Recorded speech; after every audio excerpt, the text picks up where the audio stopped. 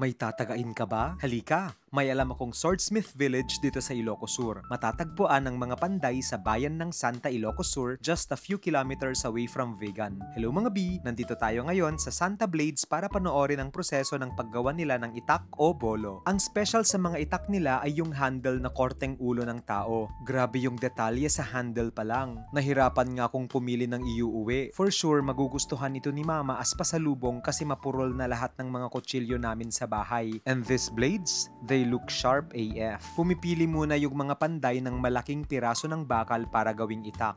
Habang pinapaapuyan ni Kuya yung forge or yung fire pit kung saan tutunawin yung bakal, yung iba naman sa kanila ay gumagawa na ng handle para ready na siyang ikabit once the blades are ready. Tatlo silang pumupukpok sa smelted metal. Forging ang tawag dito at kailangan ng process na ito para hindi lang maging flat yung itak, kundi para ito mag-strengthen, mas maging durable at tough. Nakakabilib kasi sobrang coordinated yung mga movements nila. Ikakabit na yung forged blades sa kanyang handle. Tapos ay papasadahan naman ito sa belt grinder para mas maging matalas ito. Ito yung favorite part ko sa process kasi may mga sparks na lumilipad galing sa metal. Nakakatuwang panoorin. Sinong mag-aakalang yung simpleng itak o bolo ay dumadaan pala sa napaka-tedious process bago makarating sa ating mga kamay. Halata sa bawat itak, kutsilyo at bolo ang hard work at artistry ng mga taga-Santa para magawa ang kanilang pinagmamalaking one town, one product. Yun lang.